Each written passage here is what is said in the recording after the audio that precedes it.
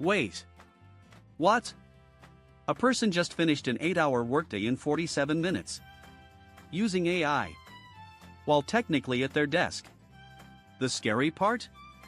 They kept getting paid. The scarier part? Their boss has no idea. This is not a futuristic prediction. This is happening right now. Today, we're breaking down exactly how people are automating their jobs with AI, whether you should actually do it, and the one conversation you might need to have with your boss. First, AI isn't replacing you. It's just making your work ridiculously easy. Think of it like this: you're a chef. Your job used to be peeling 100 potatoes. A knife saved you 3 hours. AI just did it in 3 seconds. That's the shift happening right now. Here's how people are actually doing it. Copy-paste your routine email. AI writes 10 versions. Pick the best one. Done. Take your 15-page report. AI summarizes it in 90 seconds. Your data analysis that takes 3 days? AI runs it in minutes. You're not cheating, you're just working smarter. But here's where it gets real: should you tell your boss?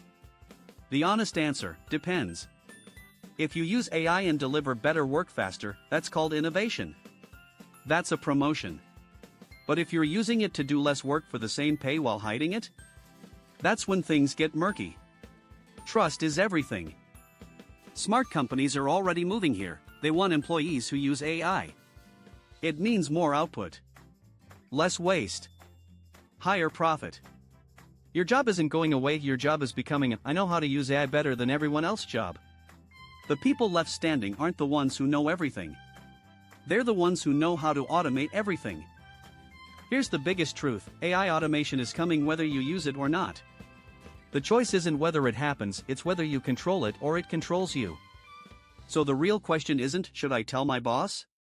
It's, am I going to be the person who knows how to use this, or the person left behind? Your call.